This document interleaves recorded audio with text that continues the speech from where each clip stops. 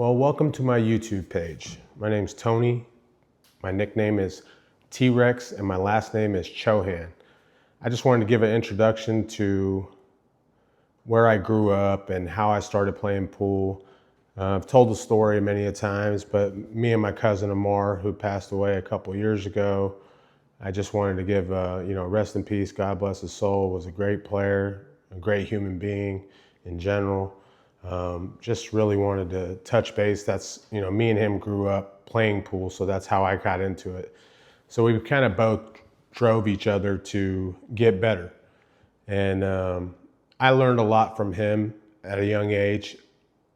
As I was going to school, I would, whenever I had free time, as much as I could, I was getting in the pool as much as I could, and so, but as we grew up, I mean, we kind of stumbled into pool. It was like, we liked to play arcade games, and Mortal Kombat and Street Fighter 2 had just come out at those times. And, so that's kind of how we started. We loved playing the games, and the gentleman that owned the pool room at the time was called Rackham Family Billiards in Antelope, California.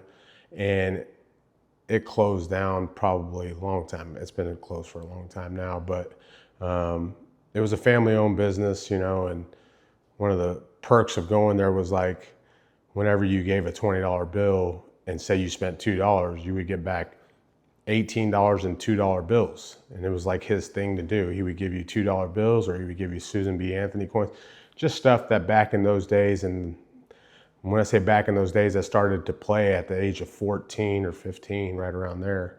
And so around 95-ish, I was about 14. That's about when I started. So at the grade 7th is about when I started. But so the gentleman that owned the pool room would see us come in there and play video games all the time. So reason being, he saw us come in there all the time. So he's like, hey, if you guys want to come in on a Sunday, we have a free pool tournament for juniors, 18 and under. First place pays $15 and second place pays $5. And we were like, we can use that money to play more arcade games. Well, long story short, we're here now, right? So this is where it all started, just touching base and just kind of letting you guys know a little more about how I grew up. And I grew up in Sacramento, California. I started playing at that pool room, Rackham Family Billiards, and then moved over to Roseville, California, where it was Big Shot Billiards. Played there for a while. That's kind of where it all grew and got bigger and bigger. And then where Hard Times is in Sacramento, which is Oscar Dominguez's family's business. It used to be called Great American Billiards before that. And as Great American Billiards was, so I would go from Big Shots to Great American Billiards. And the owner, who just recently passed away, Wayne Isiri, I learned a lot of stuff from him. And I learned a lot of stuff from the monk, Warren Costanza. Monk's still around. He's still in Carson City. And, so the monk and Todd Marsh and, there's other gentlemen around at that time. And, I would play a lot of the locals and stuff. And, as I grew up, playing for 10 in time or 20 in time or, $50 sets of one pocket or even $100 sets was like a big bet, let's just say, right?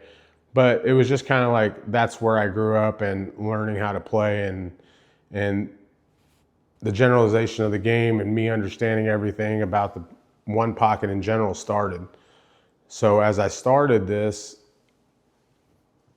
I just kind of wanted to imply all the pool rooms I grew up in. And eventually, after Great American Billiards closed down, the Markulis family that owned Hard Times in Bellflower, which is one of the epic pool rooms of its time,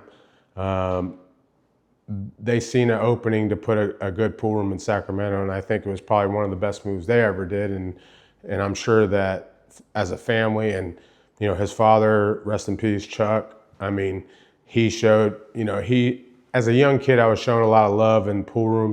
Like coming in, I'm a young kid, and we'd stay late nights and be gambling and and pool room was open 24/7 sometimes, and Chuck would just, Chuck would be there, and Chuck would, he catered to the pool room and to the pool players, and they always tried to make things happen, and they've always put a lot of money back into the pool world. And it's just kind of one of those things that, most pool room owners do it, and then there's a lot that don't do it too, right? So it's kind of you only meet these certain type of people in certain areas or certain times of your life, that are willing to put back in the game. So as I go on about all this stuff, and but that's where I kind of grew up, and then I grew up playing in Hard Times in Sacramento. And as a young kid, when I was, let's say, earlier than the Hard Times days, at like 15, 16, I would go to the Bay Area and go play at Family Billiards in San Francisco. I would go play in California Billiards in San Jose, Fremont now. I would play, I would travel around the Northern California area all the time, Emeryville, Oakland, San Francisco, but mostly I stayed in Sacramento. But if there was tournaments and stuff, I was trying to go with whoever was going and catch a ride and go play. I mean, I've got a lot of war stories, let's say, throughout the years, but it's just kind of been one of those things that, I wanted to share with everyone a little bit about, the pool rooms I used to go to, where I grew up and stuff. Now I reside in New Orleans, Louisiana for now. And I'm the house pro at Buffalo's, and James Leone is probably one of the best owners you will ever see in life also. It's just along the way you meet so many good people. Pool is like a big family. So I kind of take it to heart because I grew up as a kid around the pool hall, and it's kind of molded me to be who I am or whatnot, and it's not, people think the pool room is bad for kids. It kind of smartens them in a lot of ways for real life lessons and everything else. So I don't want to say that that's what happens to kids. And it teaches them about, how to get the seasoning and playing and especially if you're in a pool room where there's some gamblers and there's some good players, just this is how you grow yourself. This is how you end up getting better. You don't know what you're going to get put to until you go through these lessons in life, let's just say. Just like anything, even when you go and, some people started working with their parents or father figure or whatever in whatever field they're doing now, and that's how they learned how to do what they're doing. I just happened to be stumbled into the pool room and really get to liking pool, and it shows, right? Like, compassion, the passion for the game in general is where it all kind of molded itself. I got fascinated by pool, I guess, let's say, right? So, as a young kid, I got to go to the junior nationals. I got to go to Vegas, and I got to see, the other good players that were around my age that were good players like Jesse Bowman, let's say. There was some other kids like Shane Waltrip. They were all around my age. So when I went to Vegas and I seen these guys playing, they were playing so good. I wasn't a very good player when I went, and it kind of opened my eyes to, dang, these kids play good. You got to start playing better, So I had the drive and the push to, anything I do in life, I'm very competitive. Even my gambling, let's just say, we all have an addiction or whatnot, and let's just say that's mine. It's the drive to, be able to, put more pressure on yourself and be competitive, let's just say. But I just wanted to kind of give you guys a glimpse into my life and whatnot, and tell you a little story, and give you something to read into and understand where I come from and my background and everything like that, So it's a more or less just a testament to, there's been a lot of road stories. First time I ever went on the road was in 1999 when I was 18 years old. And me and my cousin went to Austin, Texas. We flew there, met up with a friend of ours. He was a friend of Amar's, so I didn't really know him at the time, but super good guy. And he picked us up. We went to stay in Austin for the first 2 or 3 days. Wasn't a whole lot of action there at the time, so we went to Houston. And when we went to Houston, let's just say that first road trip turned into us staying there for about 9 months. So at the age of 18, to be on the road for 9 months, it was a game changer. And I wasn't, like I said, I wasn't a great player, but I was a decent player, let's just say, right? But I could play one pocket a little bit, you know, like even though I might not play like great, but I could move and I could do the few things.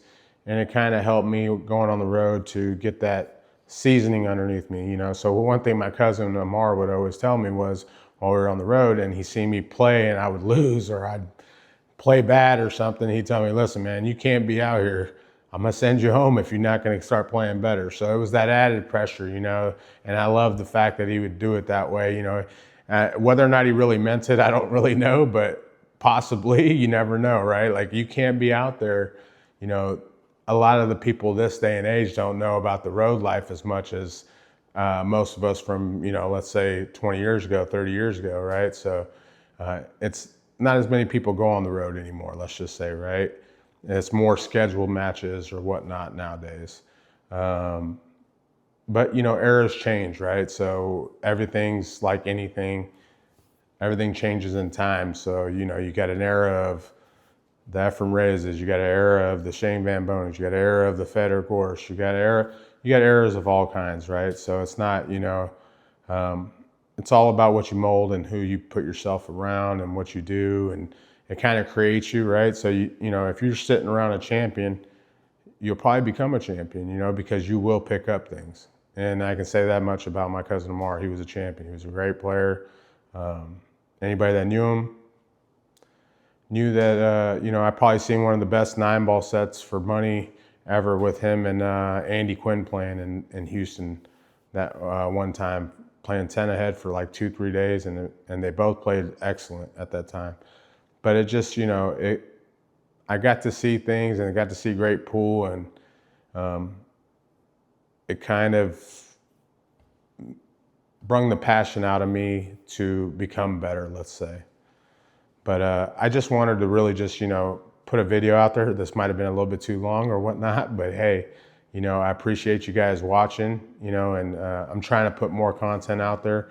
So if you can, please like, share, and subscribe this YouTube page, please. And if you ever need anything, you can you can hit me up on Messenger if you want to lessons or anything like that. We can always discuss stuff like that. So I do one-on-one lessons. I do group clinics, and I do come to different towns, you know. So if you're a pool room owner or you're just somebody that would love to be and, you know, try to get your game better, I'd love to, you know, try to teach you and help you, you know.